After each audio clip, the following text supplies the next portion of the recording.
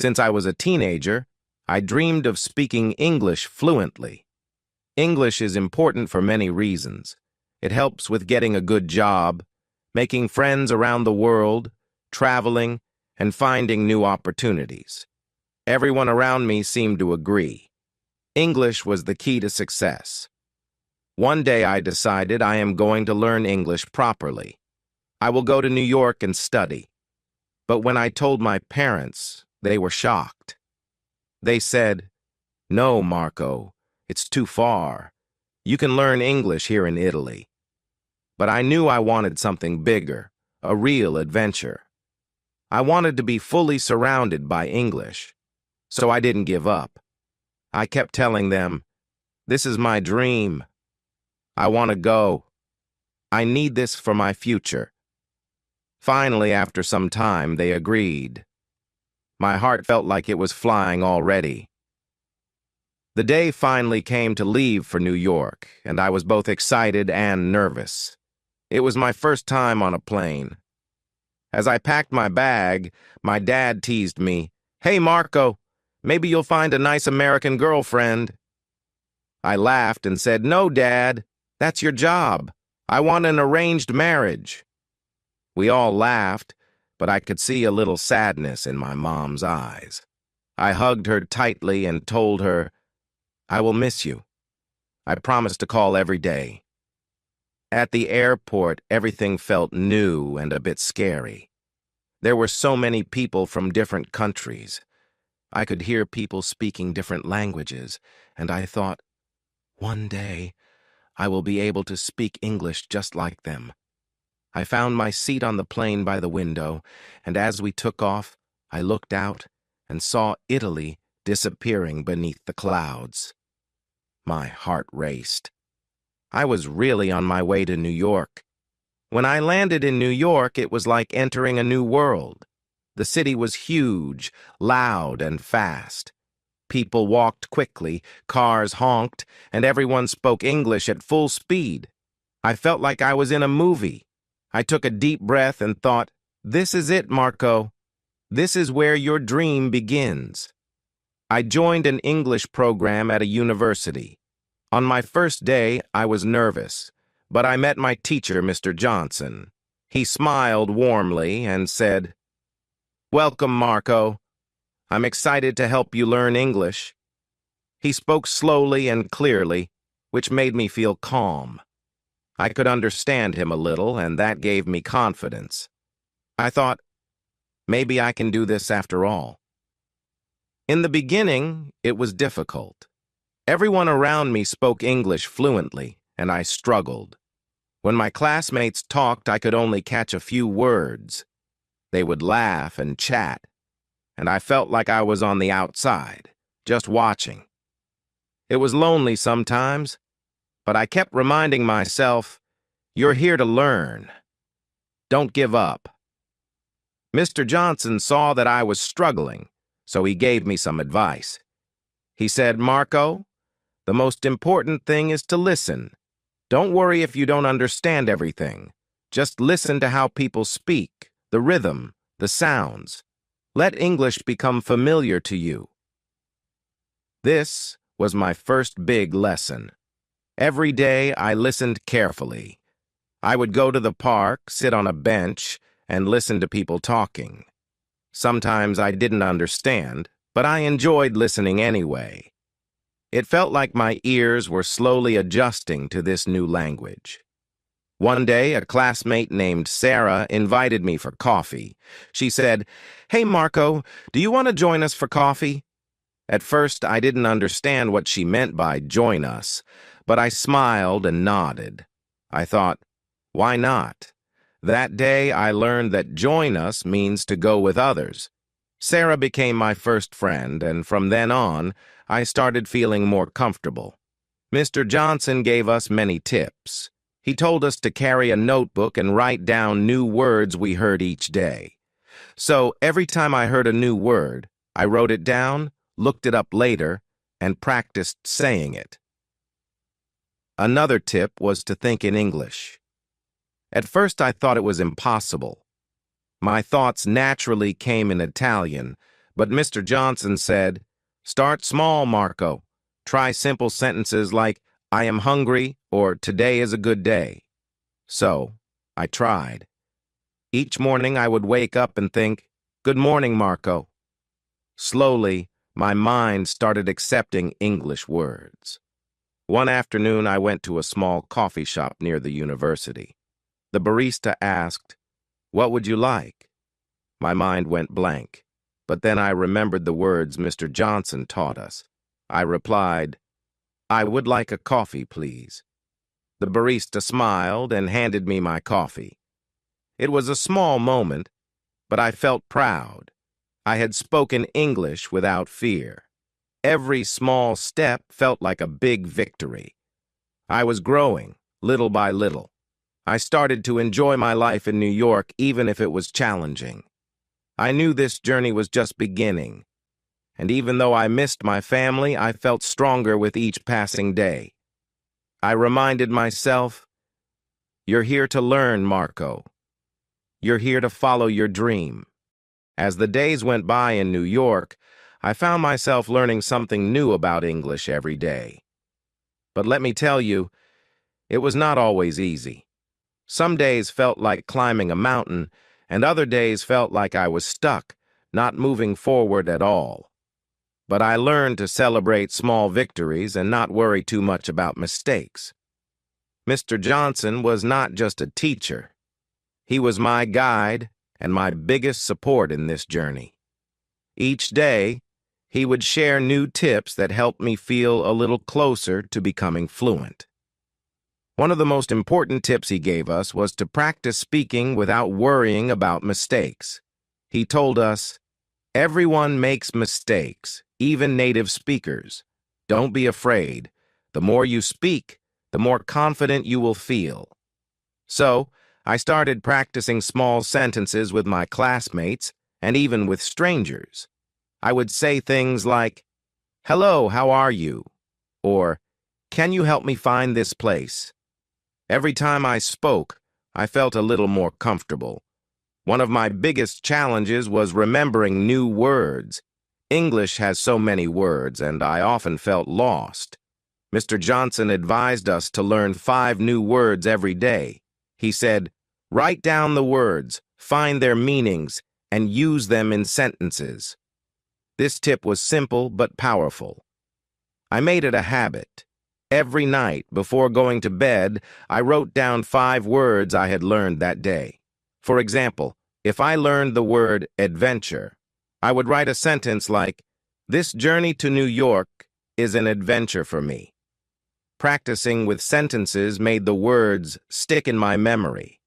Slowly, I started building my vocabulary. My pronunciation wasn't perfect, and I sometimes felt embarrassed. Mr. Johnson taught us a technique for improving it. He said, "Listen to native speakers and repeat after them. Try to copy the way they say words, even the way they move their mouth." So I started watching short videos of people speaking English and tried to mimic them. I also practiced in front of the mirror, repeating words and sounds. At first it felt strange, but I could feel my pronunciation improving. One day, I decided to go to a cafe and practice my English. I walked up to the counter confidently and said, "I would like a coffee, please." The barista smiled and asked, "What size?" I didn't understand what she meant. Size? I thought. I had never thought about the size of coffee before. I felt a bit nervous, so I just guessed and said, "Medium." The barista handed me a big coffee, much larger than what I was used to in Italy. I laughed to myself. It was a funny reminder that there were still so many things I didn't know about American culture. But I was learning, and every experience, even the funny ones, was teaching me something new. Mr. Johnson always said, "If you want to become fluent, start thinking in English." At first, this sounded impossible. My thoughts always came in Italian, but Mr. Johnson told us to start small, with simple thoughts like, "I am hungry," or "It is a sunny day." So each morning I made an effort to think small thoughts in English. When I walked around the city, I would think to myself, "The weather is nice today," or "I like this park." Slowly I noticed my mind starting to accept English words. It was like opening a door to a new world. English was no longer just a language I was learning. It was becoming part of my daily life. In the first few weeks, I was very shy about speaking English. I was scared people would laugh at my accent or not understand me. One day, Mr. Johnson noticed I was quiet in class and asked me, "Marco, are you nervous about speaking English?" I nodded, and he gave me advice that changed my perspective. He said, "Remember, Marco, every single person in this class is learning. Nobody is perfect. And in life, people admire confidence. When you speak, speak with confidence, even if you're not sure. People will respect that." From that day, I decided to be brave. I didn't let my mistakes stop me. When I spoke, I tried to speak with confidence. Sometimes I said things wrong, but I noticed that people were kind and patient. They appreciated my effort, and this gave me more courage. One day in class, Mr. Johnson organized a discussion. He asked us, "Why do you think English is important for your future?" We all shared our answers. Some classmates said they wanted to get good jobs, others said they wanted to travel. When it was my turn, I thought for a moment and then said, "For me, learning English is not just about a job. It's about connecting with the world. English is a bridge, and I want to cross that bridge to meet new people and experience new cultures." My classmates nodded, and I realized that learning English wasn't just about language. It was about growth. I was becoming more open-minded and confident with each passing day. Grammar was challenging for me. English grammar felt very different from Italian, and I often made mistakes. Mr. Johnson noticed my frustration and said, "Grammar is like a tool. You don't need to be perfect at it right away. Focus on learning the basics, like forming sentences, using the right tense, and making simple sentences." He gave us a tip to practice. Write one short paragraph every day. So I started writing about my day in English every night. I would write things like, "Today I went to the park. I met a new friend. We had coffee together." It was simple, but it helped me understand how to form sentences. With time, I noticed that grammar wasn't as scary as I thought. It was just a tool to help me express myself better. As I grew more confident, I started making friends. Sarah, my first friend from class, introduced me to a few other students. We would go out for coffee, visit museums, or simply walk around New York practicing our English together. Each conversation felt like a small step forward. I was no longer alone. I had friends who shared the same journey, the same dream. One evening, as I sat in my room, I thought about my journey so far. I realized that learning English was not just about language. It was about courage, persistence, and believing in myself. Every day I felt myself growing, not just in English, but as a person. I was becoming more confident, more open, and more curious about the world. I knew my journey was far from over, but I also knew that I would keep going, no matter how hard it got.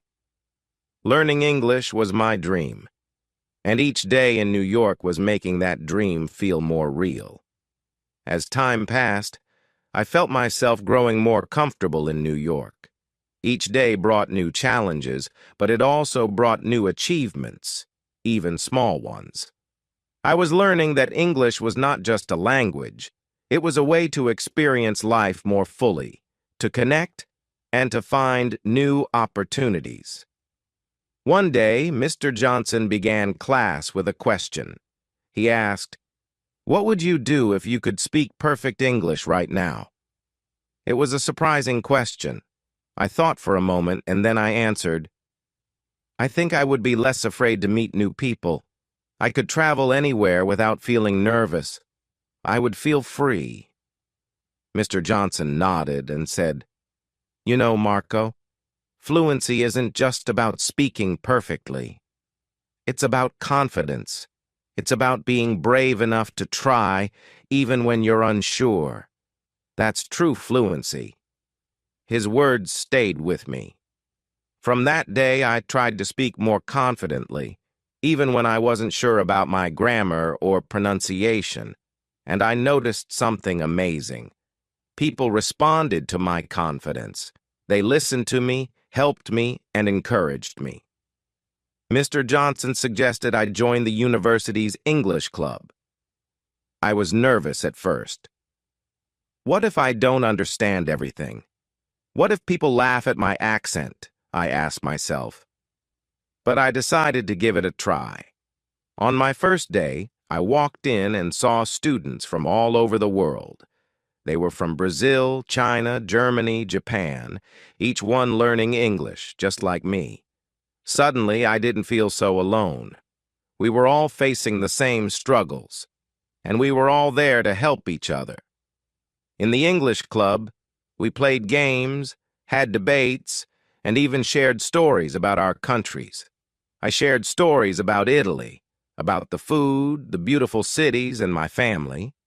And in return, I learned about cultures from around the world. We laughed together, sometimes struggled to find the right words, but always supported each other. It was like a little family. In the English club, I met Alex, a friendly guy from Canada who was studying psychology. He had a natural way of explaining things that made English easier to understand. He told me, "Marco, learning English isn't about being perfect. It's about expressing yourself." We started hanging out more often. Alex became my conversation partner. We would go to cafes, talk about our lives, our dreams, and even our fears. Every time we met, I learned new words and phrases. He taught me slang words like cool and awesome, and even some expressions that Americans use. Talking with Alex made me feel more confident because he always encouraged me and never made me feel judged. One day, Mr. Johnson announced that our class would have a public speaking challenge. Each of us had to prepare a short speech in English and present it in front of the class. My heart started beating fast. Speaking in front of people was my biggest fear. At first, I wanted to find an excuse to skip that day, but then I remembered why I had come to New York. I didn't want to run away from challenges anymore. With Alex's help, I prepared my speech. I decided to talk about my journey, about leaving Italy, moving to New York, and all the things I had learned so far. Alex listened to me practice and gave me tips. He said, "Marco, just be yourself. People want to hear your story." Finally, the day arrived. When it was my turn, I stood in front of the class. My hands were shaking and I felt my heart pounding, but I took a deep breath and started speaking. "Hello, everyone. My name is Marco, and I am from Italy. I came to New York to learn English, to make new friends, and to explore a new world. At first, I was scared. I couldn't understand people, and I felt lost. But every day I learned something new. And today, I am proud to say that I am not afraid anymore." As I finished my speech, the class clapped, and I felt a rush of happiness. I had done it. I had faced my biggest fear and survived. More than that, I felt free. Free from the fear that had held me back for so long. After my speech, Mr. Johnson shared more advice with the class. He said, "If you want to speak fluently, remember these 3 things. Practice every day, listen more than you speak, and never stop learning." He encouraged us to watch English movies, listen to English songs, and even read simple books.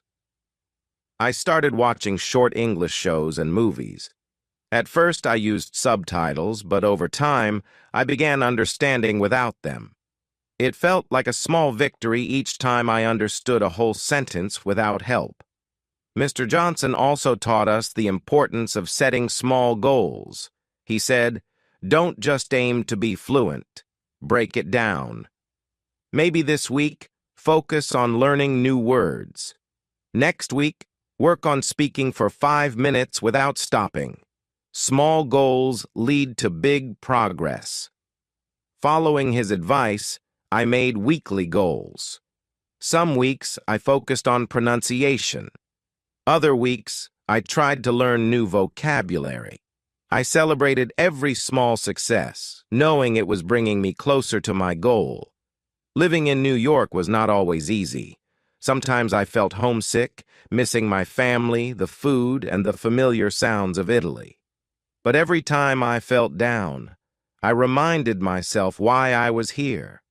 I was here to grow, to learn, and to create a new path for myself. I began to see challenges as learning opportunities. For example, once I got lost in the subway and didn't know how to ask for directions. But I took a deep breath, asked a passerby, and managed to find my way. Each experience made me a little braver. One evening, as I sat in my room, I thought about how far I had come. When I arrived in New York, English felt like a tall wall I couldn't climb. Now it felt like an open road with endless possibilities. I had friends, a support system, and the confidence to keep moving forward. I realized that learning English was not just about words and grammar. It was about overcoming fears, making friends, and believing in myself. Every mistake, every difficult day had shaped me into a stronger person. I continued my English studies in New York. I realized that my journey was just beginning. The more I learned, the more opportunities appeared, and I felt excited about the future. One day, during class, Mr. Johnson announced a community project where students could volunteer to help teach English to immigrants. I was immediately intrigued. This was my chance to give back while improving my own English. I signed up without hesitation. On the first day of the project, I met my students. They came from many countries: Mexico, India, Russia, and more. They were eager to learn, and I felt a connection with them. I remembered how nervous I had been when I first arrived in New York. Teaching them English was a beautiful experience. I prepared simple lessons, focusing on everyday conversations, vocabulary, and pronunciation. I realized that teaching others helped me reinforce my own skills. Each time I explained a word or a phrase, I grew more confident in my own understanding of the language. One of my students was a woman named Maria from Mexico. She was kind and hard-working, but she struggled with speaking English. One day she told me, "Marco, I want to be able to talk to my children's teachers. I want them to be proud of me." Her words inspired me. I worked with Maria on simple sentences and pronunciation. We practiced every week, and slowly I saw her confidence grow. One day she came to class smiling. "I spoke to my son's teacher today. I was nervous, but I did it." I felt a rush of joy. Watching Maria succeed motivated me to push myself even harder. It showed me that learning English was not just about me. It was about helping others and making a difference in their lives. Outside of classes and teaching, I began exploring New York more. I visited famous places like Central Park, the Statue of Liberty, and Times Square. I loved the energy of the city, the mix of cultures, and the diversity of people. One Saturday, Alex invited me to a street fair in Brooklyn. There were stalls with food from different countries. I tried tacos, sushi, and even some Indian curry. While I ate, I practiced my English by talking to the vendors. I asked them questions about their food, where they were from, and how they learned to cook. Each conversation helped me improve my speaking skills. At the fair, I also met people from different backgrounds.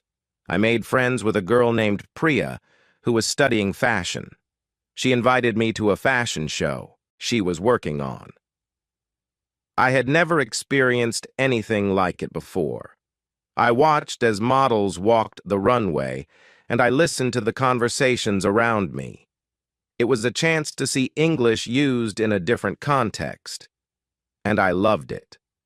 As I became more confident in my English, I heard about a debate competition at the university. At first, I hesitated. What if I make mistakes? I thought. But then I remembered Mr. Johnson's words about facing fears. I decided to join the competition. Preparing for the debate was challenging. I had to research my topic and learn how to argue my points effectively. I worked late into the night, practicing my speech in front of the mirror. I could feel my heart racing as the day of the competition approached. When the day arrived, I felt a mix of excitement and nerves. I took a deep breath and stepped onto the stage. As I started speaking, I felt my confidence grow. I focused on my message and my passion for the topic. When I finished, I received applause, and my heart soared.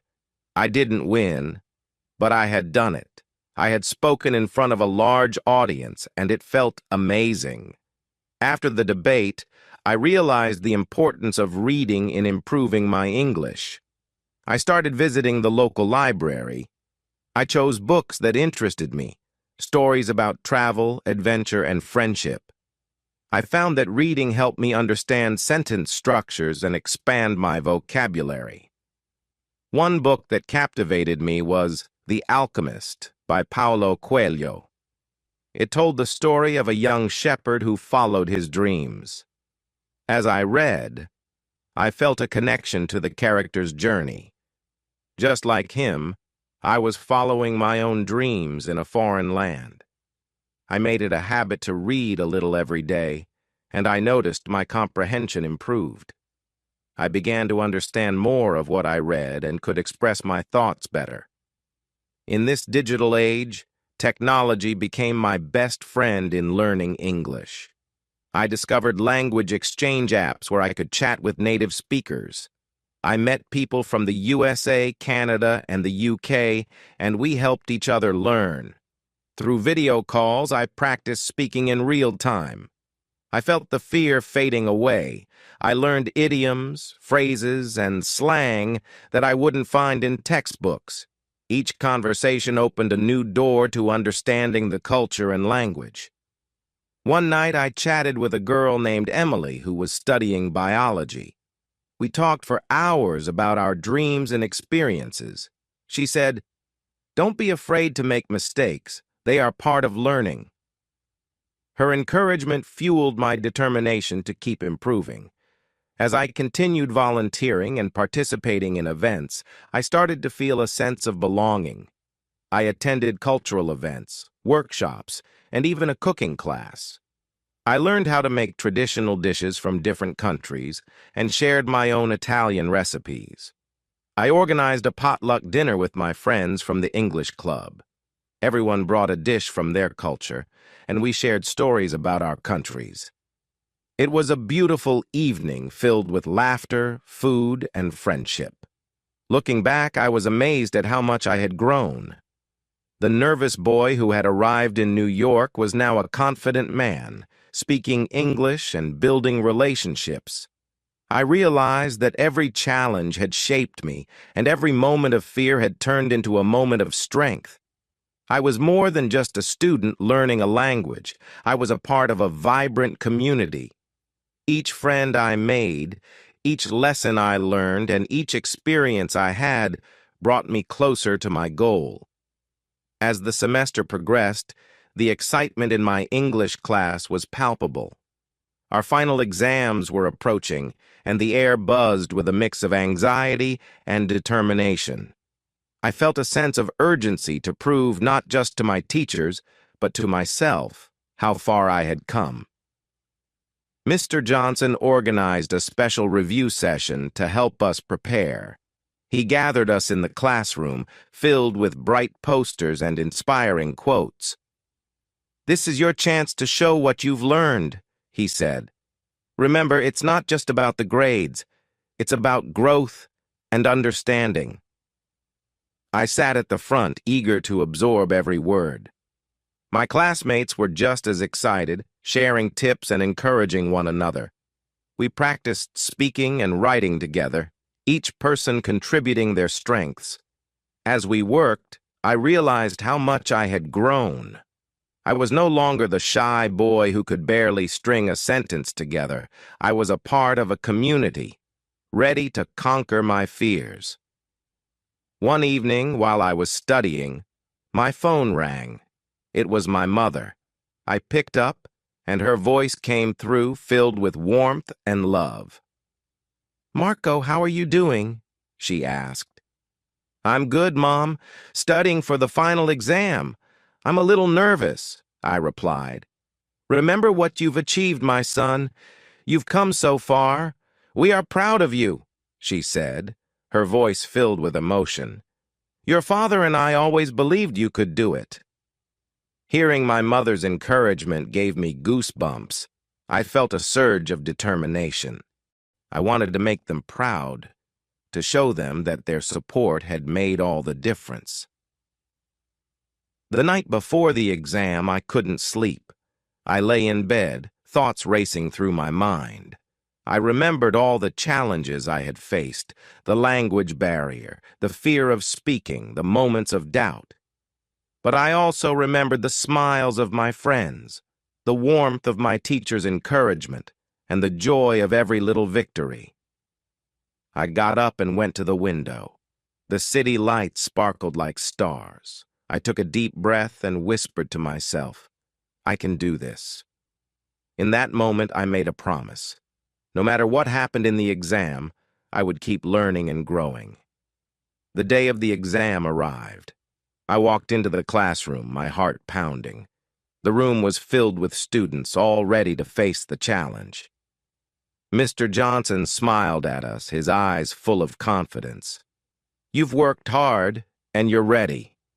Just remember to breathe and trust yourselves." As I sat at my desk, I opened the exam paper. Questions filled the pages, testing my reading, writing, and speaking skills. I focused on each question, recalling everything I had learned. My fingers flew across the pages as I wrote. I poured my heart into each answer, determined to show my progress. Halfway through the exam, something unexpected happened. I glanced at my watch and realized I had lost track of time. Panic set in. But then I remembered the breathing exercises Mr. Johnson taught us. I closed my eyes for a moment, inhaling deeply, and exhaled slowly. I felt the tension fade away. With renewed focus, I tackled the remaining questions. I thought of Maria, Priya, and all my classmates. We were in this together, and I knew we could support each other even if we were miles apart. After what felt like an eternity, the exam was over. I walked out of the classroom, my heart racing. I had done my best, and that was all I could ask of myself. A week later, the results were announced.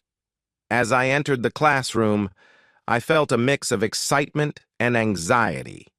Mr. Johnson stood at the front, holding the papers. He began reading names and scores. One by one, my classmates cheered, their joy filling the room. When he called my name, I held my breath. "Marco Rossi, 90%, he announced. The classroom erupted in applause. I was overwhelmed with emotion. I had done it. I had proven to myself that I could succeed. Tears of joy filled my eyes as my classmates surrounded me, celebrating our achievements together. In that moment, I realized that learning English was not just about passing exams. It was about forming connections, sharing experiences, and building a future. To celebrate our hard work, Mr. Johnson organized a farewell party. We decorated the classroom with balloons and streamers, and each student brought a dish from their culture. The room was filled with laughter and delicious aromas. During the party, I stood up to share my journey. When I first came to New York, I was afraid. I couldn't understand anything. But with the support of my teachers and friends, I found the courage to keep going. English is not just a language, it's a bridge to connect with the world. As I spoke, I saw tears in Maria's eyes, pride on Priya's face, and smiles from my classmates. I felt a surge of gratitude. I realized that this journey was not just mine, it was ours. We had all faced challenges and celebrated victories together.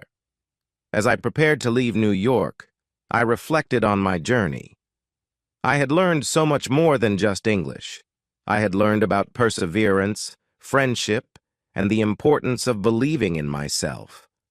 I looked forward to returning to Italy, to share my experiences with my family, and to keep learning and growing. On my last night in New York, I walked through Central Park one last time. The stars twinkled above me, and I felt a deep sense of peace. "Thank you, New York," I whispered.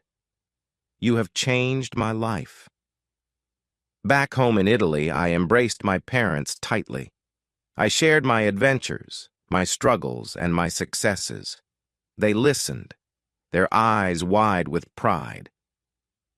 "You have become a young man, Marco," my father said, tears glistening in his eyes. "You have done what you set out to do." I smiled, knowing that this was just the beginning. I would continue to learn English, make new friends, and embrace every opportunity that came my way. The world was now open to me, and I was ready to explore it. In the end, I realized that learning English was not just a goal, it was a journey filled with challenges, triumphs, and endless possibilities. As I looked to the future, I knew I would face it with courage and confidence.